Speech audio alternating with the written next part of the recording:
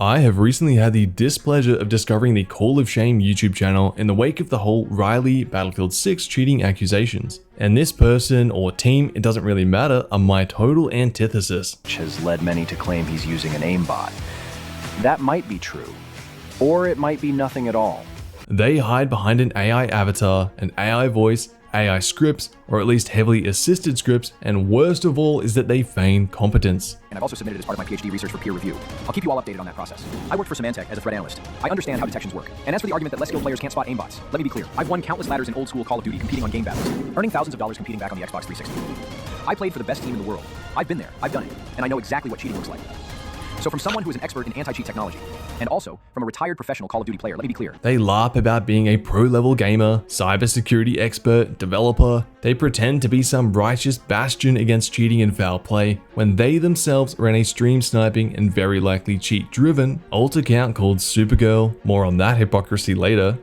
Hope that when faced with an enemy determined to destroy your spirit, you will fight back and thrive. There are many parallels to Pirate Software and how he built an audience off of being this insightful authority, but in this case it's a lot sadder and a lot lazier. And what's funny about this comparison is that I personally bought into Pirate Software's content when it was blowing up on YouTube Shorts, and that's because he was talking about things I wasn't knowledgeable about. But the big difference here is that Call of Shame's content overlaps with my particular area of expertise, which is aiming. There would be very few people on the planet more knowledgeable about aiming in FPS games than me. And that's because it has been my job in one form or another for the past 9 years to learn everything there is to know about this topic. For what it's worth, I played a season of competitive Paladins for Equinox Esports. I worked at Kovac's aim trainer in a variety of roles for over 5 years. Funnily enough, one of my duties early on was flagging, investigating, and banning cheaters. And by the way, if you want an insight into the mind of a cheater, check this out. I found an old Discord message of mine.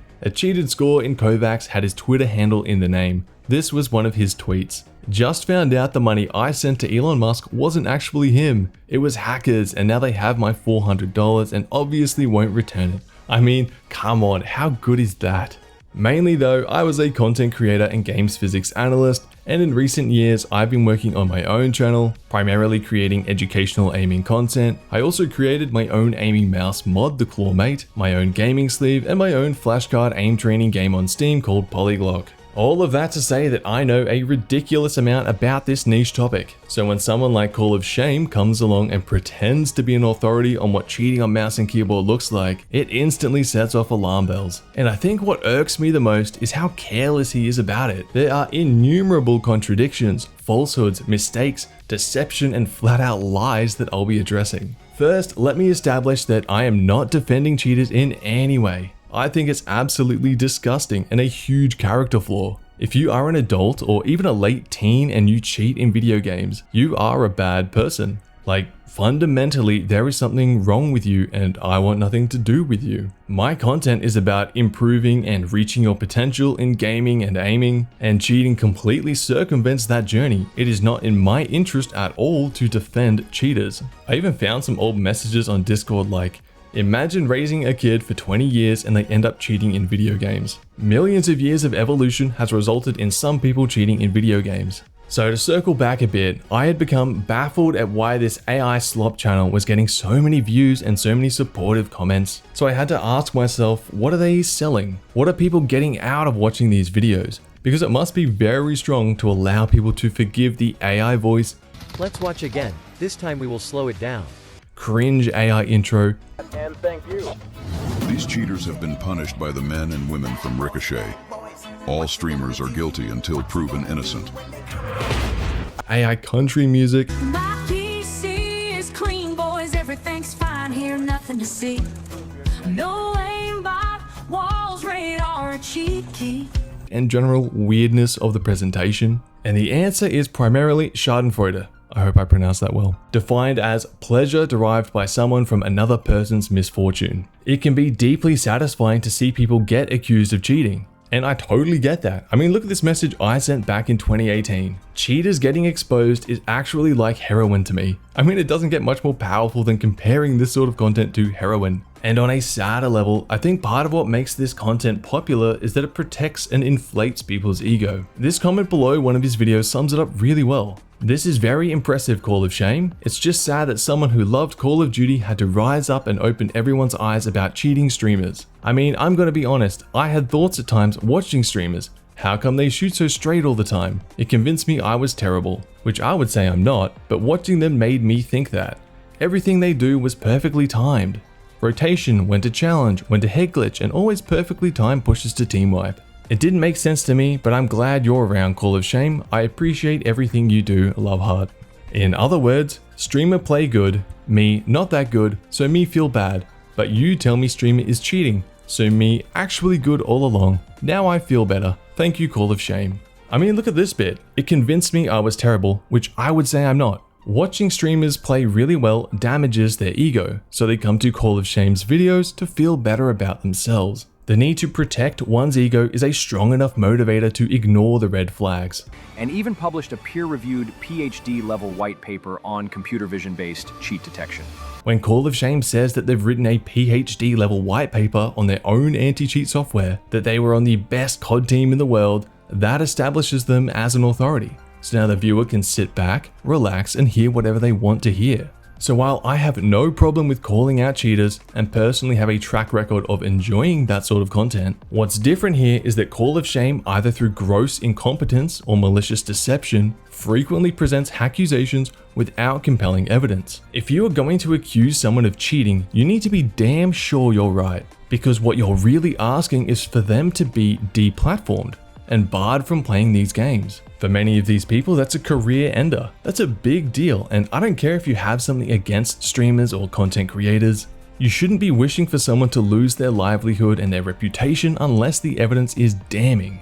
And let me tell you right now, the evidence presented in Call of Shame's videos, especially since this Battlefield 6 drama, is far from that. I'll get into that in more detail later on, as it's been covered ad nauseum at this point. You basically have aimers and pro FPS players in one corner saying this aim is legit, and then you have some controller players who simply aren't familiar with what's possible, and assorted personality streamers who aren't actually good at gaming saying it's cheating. There's an information gap that no amount of analysis of clips seems to be able to bridge, so instead I want to look into who Call of Shame is, investigate their claims, and see how much of an authority they really are. Spoiler alert, the findings are hilarious. What better place to start than their favorite go-to justification for their conclusions, which is their PhD level white paper. No, I've submitted a white paper for peer review on computer vision cheating. That they apparently submitted for peer review. I mean, to who? Which journal? No one who has spent even a day in higher education would give it a second glance. You can go to Google Scholar and type in computer vision cheating video games and look at actual peer-reviewed research on the topic. Now, I haven't personally read through them all,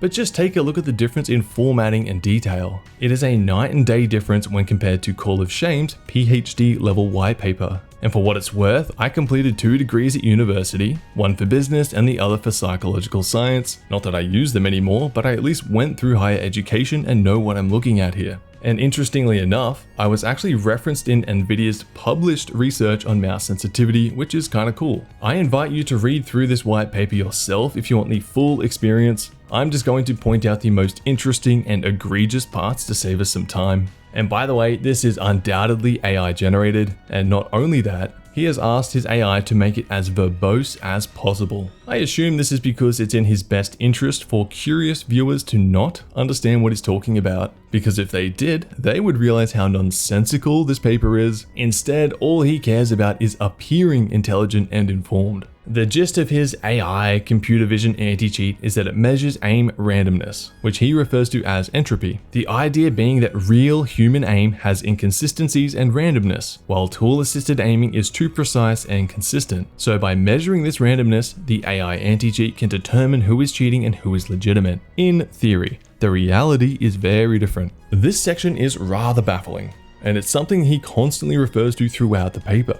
Complementary modules track snap events, rapid angular velocity changes exceeding human physiological limits of 500 degrees per second. This makes absolutely no sense to phrase it this way. What he's saying is that essentially his tool tracks when the crosshair moves really fast. and it makes sense to track events like that as one of your data points. It's not an indication of cheating by any means, but it's a good place to start looking. What's crazy about this is how he frames it as a 500 degree per second human physiological limit. First of all, I couldn't find any literature referencing this value, and he doesn't describe how it's measured either. For mouse and keyboard, I suppose it might be this wrist and or arm action, but almost all of his content is based off of controller aiming. So is it how fast you can move your thumb? He doesn't define or elaborate on this anywhere, so who really knows? But that's not all. This number means literally nothing without knowing the mouse sensitivity, mouse DPI, and field of view the footage is played on. And these are values he does not possess. Someone playing on 1 cm per 360 can move 100 times more degrees per second than someone on 100 centimeters per 360. And that's what's so frustrating about this guy. If he simply defined some value that indicated when a flick or snap happened, while also not being slow enough to trigger through non-flick or non-snap behavior, that would be totally fine. It makes sense to track something like that.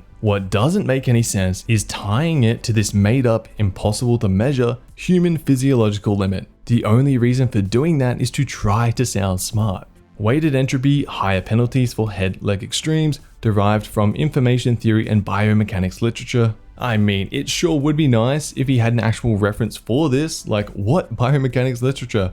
Where does this 500 degrees per second come from? And here he mentions flagging deviations over 45 degrees. I assume this means if the crosshair moves over 45 degrees within a certain time frame, that event gets flagged. Sure, I'm happy enough with that. But this 100 pixel inward deltas line is what stands out to me, because I'm fairly sure this is almost entirely responsible for determining the outcomes of his case studies, where he applies the tool to gameplay footage and decides whether they're cheating or not. All the talk about entropy and whatnot doesn't seem to work at all as intended for many reasons which I'll get to soon. The 100 pixel inward delta, on the other hand, I believe is referring to events where the crosshair is already on or near the bounding box of the target, then shifts at least 100 pixels within a short time frame. I could be wrong on that, and honestly, it wouldn't be my fault either. He doesn't put any effort into defining these parameters, so all I can do is infer his meaning and cross-reference it with how his tool behaves during the case studies. Achieving 95% plus detection on synthetic and real-world cheats, I sure would love to see the data reporting this, but of course it's not provided anywhere. Who knows if these 500 matches even exist, whether this is fabricated, or even how a successful detection is measured. It's insane that he can tweak this tool however he likes, determine what counts as cheating or not, apply it to these mystery datasets, and then give himself a 98% detection rate with under 0.5% false positives. How can he possibly know that? And if that really was true, why not provide that incredible data? And to then compare it to Vanguard, implying that his tool is somehow superior, all based off fabricated data, like it's just insane. And get a load of this sentence. This white paper elucidates the theoretical foundations, architectural details, mathematical derivations, blah blah blah. And then we have him typing like this in YouTube comments. Thank you, no space. So much, mate. You're wrong, you're too kind. I appreciate, random capital letter. It's so much. So kind of you, Jared. Yep, you're wrong, you're right though. Missing the UGH. Dead on. It's indisputable, but simps will simp with ought. With -ought questioning anything, like how do you mess that one up so badly? There's no blaming autocorrect for that. Same guy, by the way. I suppose he could argue that it was someone else on the team responding, but honestly, who really cares? Everything they do is AI generated, and the only human element you occasionally see is this garbage English in replies. Then he points you to his website offering prototypes, datasets, and collaborations, but who would have guessed it? None of the links do anything. It's all just one page with no actual information. You want to download that example report? Well, tough luck. The best we can do is send you back to the top of the page. Empirical motivation, who talks like that? From datasets showing cheats reduce aim entropy by 40 to 60% compared to pros. Where are the datasets? That legitimately sounds very interesting and is something I would like to know more about. But this data doesn't exist, and he hasn't made any indication as to whether this is for controller or mouse and keyboard, which is a huge distinction. Just boring market stuff. So here he's talking about different ways to cheat, and this sort of stuff is disgusting, and it's annoying that it even exists. I do think this gives us a decent indication of what this AI anti-cheat is apparently built for, and that's for detecting cheats on console. either through using a controller or a mouse and keyboard via Zim and making use of the aim assist that way. Still no mention of mouse and keyboard on PC. You may want to take a deep breath before this next part, it is painful. Zim adapters, $150, enable mouse, keyboard on consoles while retaining rotational aim assist, blending precision, mouse DPI over 10,000. So I'm assuming the AI has spat this out referring to high DPI, technically offering more granularity and precision, but in reality almost everyone competitive plays on something between 400 and 1600 DPI. Over 10,000 is so unbelievably impractical. I think the word precision has been conflated by Call of Shame to mean in-game accuracy, which is not what the AI intended. Okay, with console magnetism up to 50% target adhesion, yielding hybrid velocities exceeding human limits over 700 degrees per second sustained. Yielding hybrid velocities exceeding human limits over 700 degrees a second sustained. Come on. I'm assuming this is meant to mean that using Zim can let you track enemies much faster than on a standard controller. Even if you believe this nonsense actually means anything, you have to at least concede that Call of Shame is a terrible communicator. No one talks like this, not even he does. He's trying his hardest to make this topic as complicated as possible, to obfuscate the real meaning behind what's written so people don't look too deep. Because there's nothing there. It's all a facade and a flimsy shield he uses to look smarter than he actually is. These devices are prevalent in crossplay environments, with Reddit/X analyses estimating 50 to 75% usage in high-ranked console lobbies.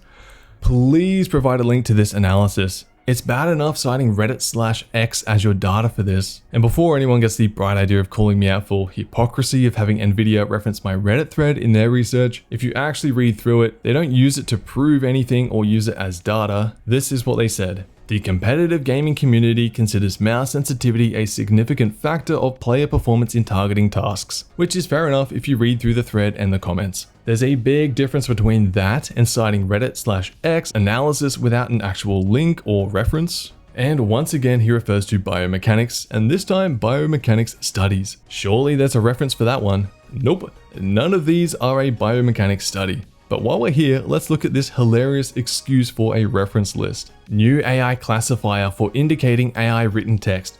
Why on earth is that referenced? What a massive self-report. An AI generated paper on a computer vision AI anti-cheat referencing something about AI written text that was never mentioned anywhere in the paper. There is no way Call of Shame put that there himself, right? Like, it's so stupid. I have no evidence for this, but I'm guessing he asked questions about how to hide his text being AI generated or something of that nature, and when he asked for it to make a reference list, these old prompts influenced the outcome. I don't know, either way, it's hilarious and embarrassing. There are some actual journal articles that were never mentioned or referenced in the actual paper, by the way, and reference 19 and 25 are the exact same.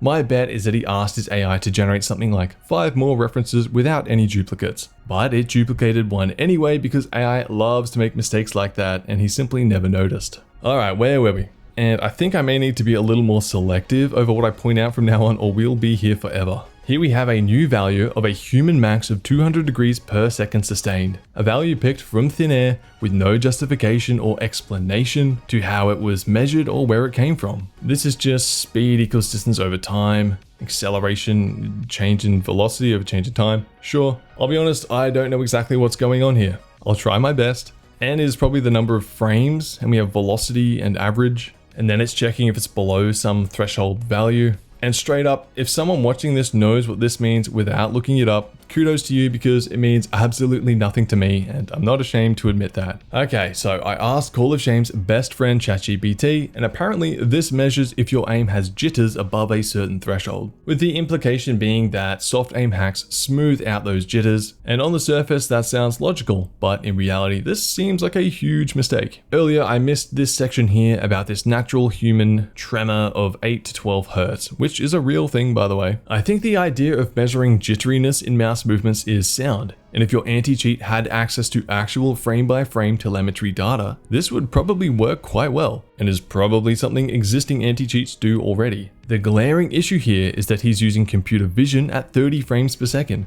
There is far too much missing information between frames to be measuring something as precise as hand tremor. And on top of that, it makes sense for mouse and keyboard, but doesn't make sense for controller. Aim assist will smooth out that tremor, and that's if there's any measurable tremor left after moving a tensioned thumbstick. I'm not really sure what the purpose of this is beyond trying to keep up that facade of complexity. This is just an expression of how that math looks in pseudocode. I can see that acceleration is defined but then never actually used. There's probably other issues too, but Call of Shame didn't care enough to explain what this is or how it's used in the anti-cheat, so I'm not going to spend any more time deciphering it. I would love to know where these 300 clips come from. Where do you even get 100 soft aim clips and 100 Cronus clips? And what constitutes a clip? Is that one fight, one whole match, a different person each time? It would be really useful if these things were defined. What is this? Like, what does this mean? Why is it sitting on an island by itself with no explanation?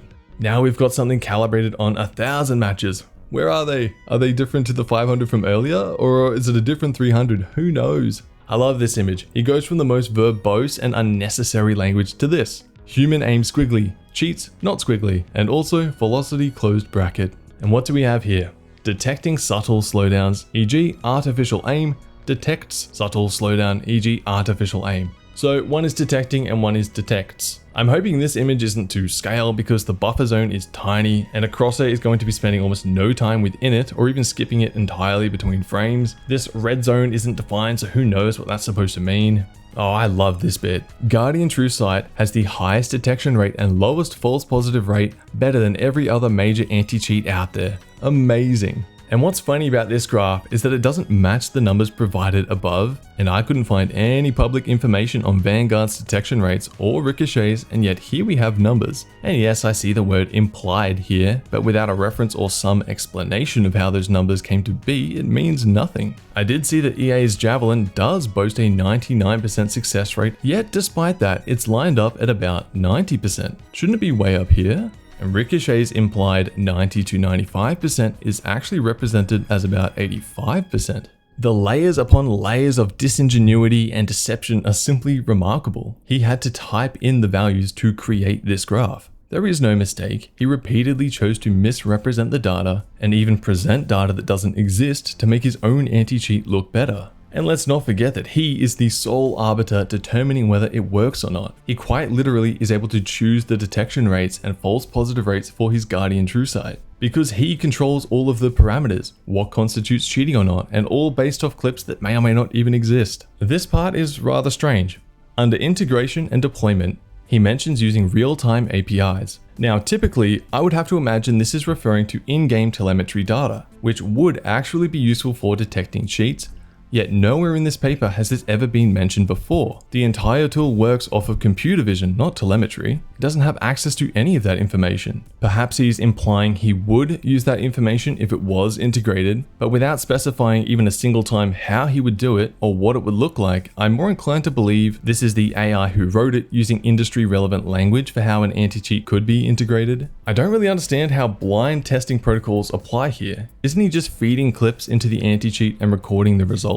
It's not like the tool knows what it's doing or is being influenced by the knowledge of whether the clip is genuine or cheated. It simply does what it's told to do. And nothing in the paper so far has provided any indication that he is using machine learning or anything of that nature. He enters the parameters that the anti-cheat uses. The anti-cheat doesn't change those on the fly or learn or anything like that. Once again, this is more fluff used to appear intelligent when in reality it makes absolutely no sense whatsoever. Blind testing a static anti-cheat tool, like what a joke. Oh, this is good, check this out. Another promising avenue is the application of voice and communication anomaly detection, leveraging natural language processing and voice signature analysis to identify collusion, stream sniping, or covert coordination between cheaters. So you'd essentially be listening for people admitting to cheating over in-game comms. I don't really know what analysis to apply to this idea. It's just so stupid and impractical. And get a load of this. It reduces fraud risks by 90% plus in simulations. I love how he just throws out these random numbers with no explanation. What does fraud risk mean? Is that simply a different way to say cheating? And what simulations? How are they run? What were the parameters? Well, I can tell you now, that data doesn't exist. This 90% plus figure is simply pulled from thin air. And here we have what is perhaps the most needlessly verbose combination of words in the entire paper. Its excellence manifests most profoundly in hybrid deployments. I know he thinks this makes him look smart, when in reality, smart people don't talk like this. It's an extremely inefficient way to deliver information. Okay, and now for my favorite part, which is the official Guardian Truesight YouTube channel that hosts his case studies. Dead link, by the way. Here he says that in several documented instances, players flagged by his tool were subsequently banned or shadow banned by official anti-cheats. He has 614 videos on his main channel and 36 on his Truesight channel, not including the ones he has removed. I would sure hope that at least a few people he accused of cheating were actually cheating. What's remarkable here is that he says in several documented instances. Well, where are they? What are your examples? That seems like great proof to provide, so why not provide it? I know in his recent videos, he loves to claim that certain cheaters have been permanently banned, but they're still streaming now, so that's obviously not the case. Is that one of the documented instances? We will never know. It was his job to share that information here, but he doesn't. Equally important, GTS demonstrates its precision and fairness by exonerating individuals who have been the subject of unfounded community suspicion. What an unbelievable thing for him to say. The guy who accuses everyone and their dog of cheating, quite literally creating unfounded community suspicion, also happens to create this amazing tool that exonerates people from this type of unfounded scrutiny. Oh my god, we made it. This paper was an absolute joke. To call it PhD level is hilarious. To say that it's been submitted for peer review is a bigger joke, but you know what? Saying these things over and over in his videos works. Check out this comment from one of his defenders. Struth from the future here. So the tweet I was going to read out has actually been deleted since I scripted and have now gone to edit the video. So instead, I found a very similar one under an Asmongold video. So made a peer-reviewed white paper, has decades in anti-cheat, worked on semantics, blah, blah, blah, blah. What I'm getting at here is that he says, made a peer-reviewed white paper. It is not peer-reviewed, but people seem to believe that. Not only do people believe it's PhD level, they also believe it's now peer-reviewed, which it absolutely is not. The context for that reply is that GamerDoc, an actual anti-cheat developer for Riot, was calling out Call of Shame. What the heck is Call of Shame smoking? AI anti-cheat analyzing footage? What in the world is my guy saying in this video? LOL. Man, why do people fall for these LARP tubers and actually credit them like they know anything? This is insane. There's another great thread after that, which is longer, so I won't read it out, but it's worth taking a look yourself if you haven't seen it already. And for good measure, let's do a quick M-count. I don't actually know how to type it, so let's copy one. 20 M-dashes. Nice. Now that we're done with that travesty of a paper, let's look at how the Guardian Truesight AI anti-cheat that works better than all the industry titans works in practice. This is the main section to look at. It's what's measuring the entropy or the randomness of aiming in gameplay. Higher number equals legit, lower number equals cheating. This trust score is basically the running judgment based on the events tracked. This records where the player has been aiming, this gives us a live feed of where the last shots were aimed, and this box shows the red flags it has picked up. The jitteriness of the line for entropy is a visualizer, it doesn't actually represent any data. And let's start off with a banger of a clip. Right now, Zelena is at 1.08 entropy with a very poor trust score, takes out this guy and his trust score improves, but suddenly when he parachutes it tanks all the way down to 0.49. While also tracking new live aim updates. The tool obviously made a mistake here and began tracking the third-person model of his own character. That is an inexcusable bug. How can you possibly make any determination on whether someone is cheating when an event like that is allowed to taint the data? And even worse, I couldn't find a single comment talking about this moment. The majority were more than happy to simply accept this tool as proof Zelena is cheating, while turning a complete blind eye to an extremely obvious and glaring mistake like this. To be fair, those comments may have existed and were potentially deleted, but there's no way for me to know. If we go into the description of this video, we see at the end of his report, this report does not confirm the presence of cheats at this stage, blah blah blah. We would have removed this player from the game. How crazy is that? Removing the player from the game with no evidence of cheats? So if you're a good player, that's enough for Call of Shame to boot you from the game, and ostensibly that means banning you from the game. This video shows the tool apparently working to detect this snap to a spectator in the gulag, and on a spinbot. I know it's actually important to test tools on blatant examples like this, but it does come across as a bit funny. Like, thanks, I didn't need an anti-cheat tool to know this is cheating. But what's worse is that this example is faked. For one, why are the other fields omitted from this example? This is his explanation for it. For this demonstration, we've temporarily disabled entropy calculations based on aiming decay to highlight a core component of our system, Truesight, a powerful update to our anti-cheat. Which doesn't make sense. Is he worried we'll be confused by the extra boxes? No, he just wants to fake the test, and this is his weak justification for why he hides the evidence. There is data already inside the data nodes, but we don't get to see how many frames have already been analyzed or where it came from. And when the player fires at this enemy and lands hit markers, the entropy and track data does not update at all. But when the player snaps to a player in the gallery, it suddenly detects this big anomaly and adds new data. I believe this example was doctored to show off a capability of the anti-cheat that it can't accurately report, so we had to fake it. And how about this case study, where it starts off at frame 1 with red entropy. Suspicious aiming exceeds human limits. Like, come on! It literally starts off saying he's cheating before anything has even happened. How can anyone take this seriously? And then later in the video, after recording a bunch of data, he is now flagged as aim matches human performance. So it currently thinks he's legit, but then the streamer messes up and toggles his aim key for a blatant aimbot snap. Oh wait, actually he was just about to hop into a car. Same thing apparently, my bad. Okay, so now I'm gonna have a bunch of clips playing just to show you some standard examples of how the tool works in game. Try to figure out the patterns behind what makes the entropy go up or down, and then I'll chime in afterwards with my own opinions on what I think is happening. Guardian is simply not happy with this player, and has found multiple suspicious aiming patterns.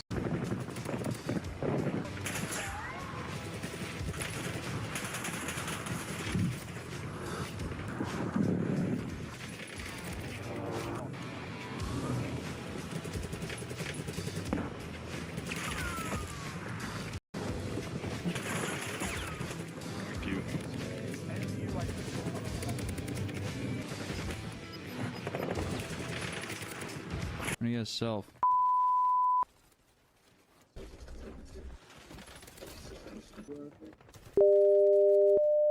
Bird. Knock one out.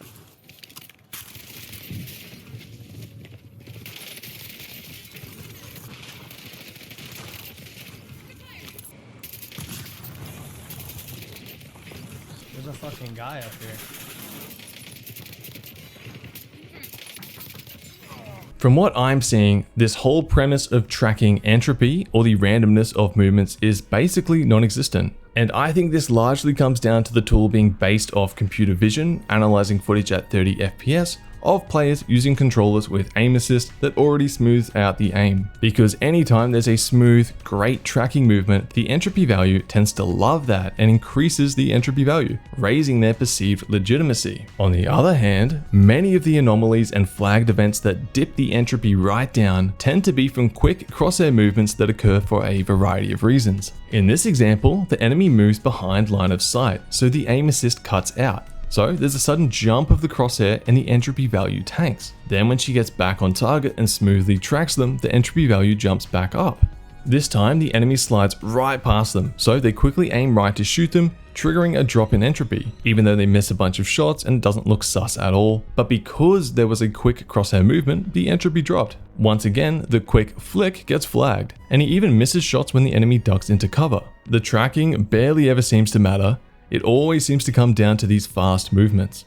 If you remember from earlier on in the paper, I mentioned this 100 pixel inward delta section. I'm fairly sure this, or perhaps the whole 500 degrees per second human limit, is what's driving all of these drops in entropy. The tool isn't tracking human natural frequency jitteriness because it can't. Computer vision is limited when used on low FPS footage like this, and when you don't have access to in-game telemetry. All it's really judging the person on is fast crosshair movements, which obviously is an extremely flawed way to determine whether someone is cheating or not. And this one is rather interesting. Either it's detecting a quick crosshair movement because of both players moving so quickly, or the computer vision is having trouble tracking the enemy when they become occluded behind cover. Whether that's exactly what's happening or not, I can't be sure, but there almost always seems to be some sort of cover, line of sight, and or a fast crosshair movement associated with these dips in entropy.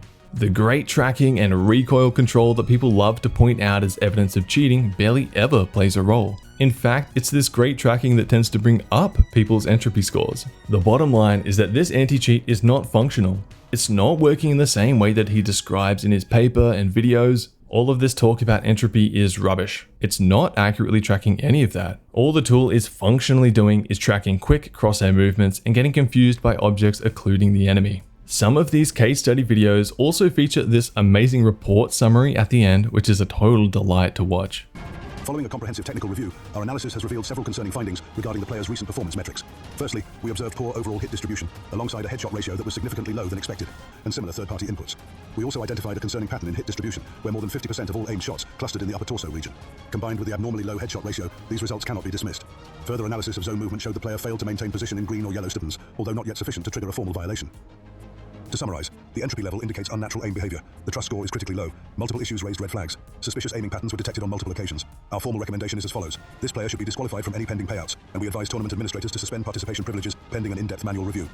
In this one, he's saying that there were too many upper chest shots at 51.9% and not enough headies at 8.7%. Yet here it says for head hits in the head region, excessive may indicate aimbot targeting. So which is it?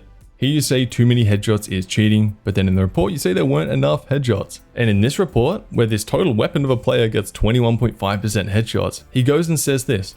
Hits were nicely spread out, only 21.5% on the head, with the rest balanced across torso and legs.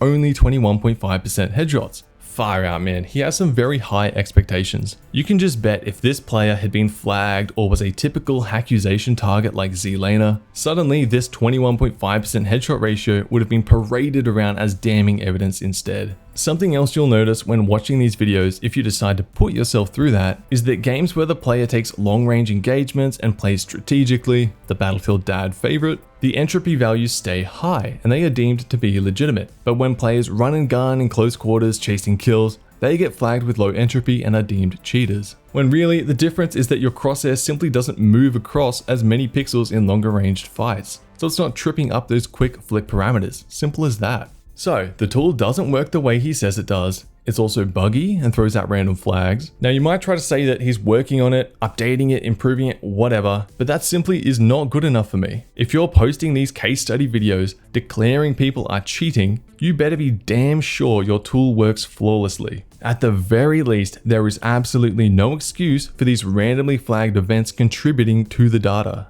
Ultimately, I don't think he has any legitimate plans of selling this tool. I think all of that talk is smoke and mirrors simply to bolster his facade, increasing his perceived legitimacy. What better way to whip his viewers into a frenzy than to be able to declare whoever he wants as a cheater because his tool said so? What an amazing way to be able to discard all of the other evidence to the contrary. None of that evidence matters because my tool said they're cheating, case closed. It's unbelievable. Alright, so I think we're done with the whole white paper Guardian Truesight thing. It doesn't work, it doesn't hold up under any scrutiny, and if you think that he's this underdog genius exposing the big bad cheaters, I'm sorry, but you have been duped. Now, I'd like to cover some of the weirdness of Call of Shame and have a bit of fun. What if I were to tell you that Call of Shame was actually a cheater himself? Honestly, the idea does not shock me at all. Let's watch this video together, shall we? I have been assisting a new content creator over the last few days with editing and building her first video. Her name is Supergirl, and she will be taking out the cheating streamers in game. If you enjoy her content, please subscribe to her channel, Supergirl AC. Really? You're helping out a new content creator called Supergirl, who definitely isn't you. It's on the screen now, and in the video description. She will be uploading a few times per week. With that being said, I would like to introduce her to the community. I am known as Supergirl, and my mission is simple. Oh, she's also AI generated. What a coincidence. Oh, she also has an AI voice? What are the chances? To remove the streamers, so the other players can enjoy a cheat-free experience. You fuck! I don't target any streamer, only the ones featured on Call of Shame. Ricochet does its best, but sometimes the community needs to help, and I am happy to oblige. I don't use any cheat software to complete my mission. Doubtful. Sometimes I win. Oh, I fucking hate you! Other times I lose. Not today, Supergirl! We can't let these cheating streamers bring us down. We need to keep hope. Hope. That when faced with an enemy, determined to destroy your spirit, you will fight back and thrive. Oh my god, how can anyone take this clown seriously? It is so painful to watch. So the lore here is that for a while, this Supergirl, or let's be real, Call of Shame's alt account was used to stream snipe streamers to ruin their experience. We located nearby rat terminal to collect my first bounty, and I was ecstatic to learn. Scanning for vermin. It was a double take down. Rats detected. Updated intelligence suggests the rodents have left the game in search for food. They are currently vulnerable to attack. Now is a great time to strike. Head to the observatory and take out FIFA Kill and Symphony immediately. As soon as the comms came in, I knew exactly what had to be done. I headed to the observatory to rip the tails right off those pesky rodents. As my chopper approached, the Sims in their chat were devastated, as they knew exactly what was coming, but nobody could protect them this time. Panic set in, as the Sims in Symphony's chat could hear FIFA Kill having his tail removed, as I headed below to end the life of Activision's golden boy. The Sims were hysterical, as I came around the corner to execute him. I cracked him over the head and shot him multiple times, just to be sure.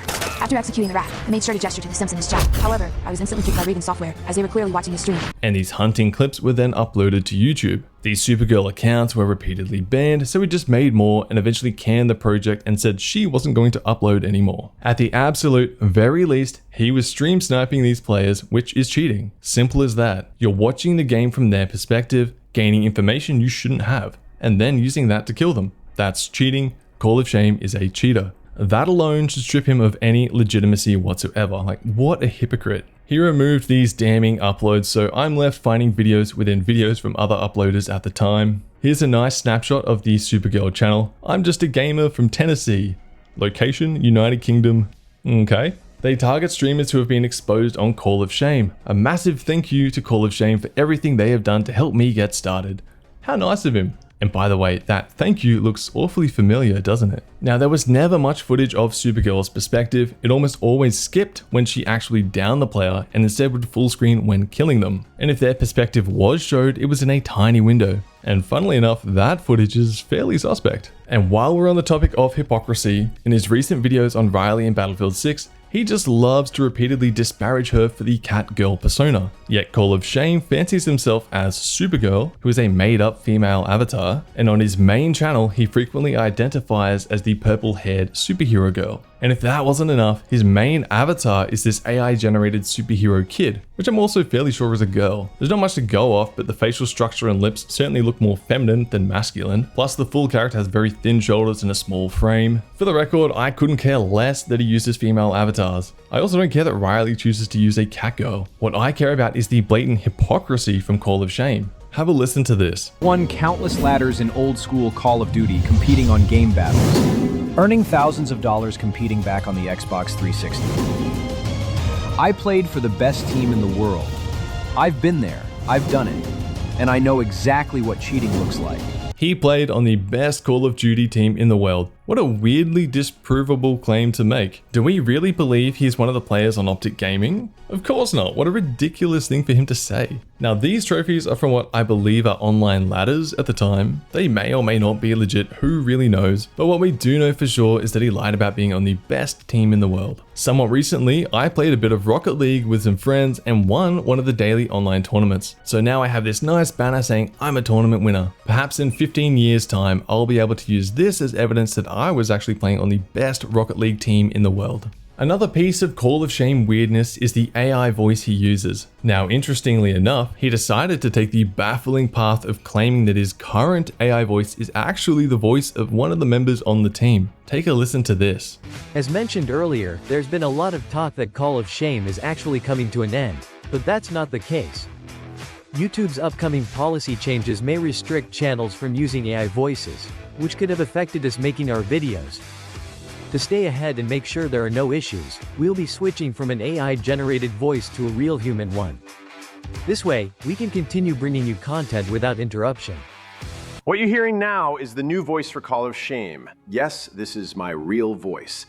To be precise, it's actually the voice of one member of the Call of Shame team who has been appointed as the official voice of the channel. He found a more natural model. Congrats, it's still obviously AI, but sadly this is one of the top comments. Streamers just found out what a real man's voice sounds like. Hell yeah. Oh my god. And if you've watched The Boys before, pay close attention to this again. What you're hearing now is the new voice for Call of Shame. What you're hearing now is the new voice for Call of Shame. I am convinced he used Homelander as the source of this new voice, and that totally lines up with his obsession with superheroes. Of course he would want to be Homelander. Over the course of working on this video, I've been tossing up on whether to address the Riley clips again or not, and to provide my aim analysis again in more detail, and I think I have a better idea. If you want to see my analysis, I've linked to that video below, but instead, let me show you what this flashy target switching aim looks like in the real world. Imagine that your screen was projected onto your mousepad. So in Apex, I have an enemy here to my left, another to my right, and one behind me. Looking at the mousepad, we can imagine them being about this size and placed here, here, and here. If I move my mouse onto those spots, I hit the targets on screen. I think it is very reasonable to expect that players who regularly aim train and specialize in this aiming style could quickly move their mouse to spots like this on their mousepad. You have professional darts players, golfers, archers, and so on who dedicate themselves to mastering precise movements, and aiming really isn't all that different. You're just moving the mouse around the mousepad. And I think as well, what a lot of people don't really understand is that this fast target switching is a playstyle. These players are choosing to play suboptimally to put themselves into situations where they have the opportunity to flick between enemies so they can get impressive looking clips to upload as highlights. You get to see the times where it paid off, but what you don't see are all the deaths where a flank failed, or someone spotted them early, or they totally whiffed a flick. While I personally don't play with this playstyle in particular, in the last half hour or so of the Battlefield 6 beta, I bumped up my sensitivity and tried it out to give myself some more perspective on the Riley drama. After killing this first enemy, I throw out a huge flick to the next most likely place an enemy could be, and my crosshair lands on someone parachuting through a wall. If this clip was in Riley's compilation, you would never hear the end of it, especially when you consider how much people love to harp on about the rock clip. And all I did was throw out a gamble flick. The only way to keep this potential clip going was to hopefully land my crosshair on or near an enemy. Unfortunately for me, it landed low. If it was a bit higher, I may have hit this guy, which would have looked sick. Instead, I landed near this parachuting guy and could easily be considered a cheater for snapping onto this player through the wall. This is another great example where I go for a gamble flick back to this door to keep the clip going, but unfortunately no one was there this time. Imagine if there was an enemy there. What an awesome clip, and what easy bait for accusations. I know some people are feigning that they don't care about the big flick shots, and instead it's about the micro adjustments and soft aim afterwards. And I think this clip would be a decent bait for that too. I miss some shots, then appear to lock on and fly off again, but there's no cheats, I'm just uncomfortable on high sense, and these enemies were moving weirdly. But if you wanted me to be a cheater, it'd be easy enough to convince yourself this is suspicious. Here I had some really fast snaps and I tracked someone through a wall. It's a nice enough clip, no need to cheat to be able to do this though. And in this clip, you could easily try to say it's ESP, and that I could see the second target through the wall. How else would I know to pre-fire them? Well, I saw them enter that room earlier, and after killing the first enemy, it was reasonable to expect them to use that opportunity to push, which they did, and since I pre-fired the door, I got a nice kill. You can't tell me that if that clip was in Riley's video, people wouldn't be shouting out that it's ESP. So obviously I am an experienced aimer already, but if I can create these accusation bait clips in half an hour, what do you honestly expect from people who do this every day? Oh, and one final example that feels relevant is this cross-screen wingman headshot flick. It's one of my favorite clips. And do you know where it came from? It wasn't from regular gameplay because it doesn't make sense to purposefully make a shot that far and difficult. It was from a challenge video I made ages ago where I had a number of weird aiming rules to follow in one deathmatch each. This one was to only go for cross-screen flicks. What I'm getting at here is that highlight videos often look impossible or totally different to regular gameplay, and that's because you have to go out of your way to make these sorts of things happen. Yes, there are cheaters out there, but I think the whole witch hunt against streamers is totally misplaced. Streamers have to show their gameplay live to the world. If they are cheating, they have to be so vigilant every moment of every game they play. One bad slip up is all it could take to ruin their career. Yeah, streamers do cheat, and yeah, they do get caught, but it's rare for that to happen because we can see their gameplay. The cheaters you need to worry about are the randoms who aren't recording and sharing their games, who have no accountability at all. If there are no kill cams or spectating, how are you meant to detect someone using ESP cheats or soft aim? Unless an anti-cheat flags it, they can get away with it. In Battlefield's first beta, they reported stopping 330,000 attempts at cheating. How many of these were streamers with an audience? I mean, none that I know of. I'm not a streamer myself, I very rarely watch streamers live, I don't have some ulterior motive here, it's just logical to come to these conclusions. Alrighty, I think that'll about do it. I have more dot points here written about some of his video descriptions and whatnot, but at this point, if you aren't convinced he's an absolute clown, then well, You're probably not the brightest, and I tried my best.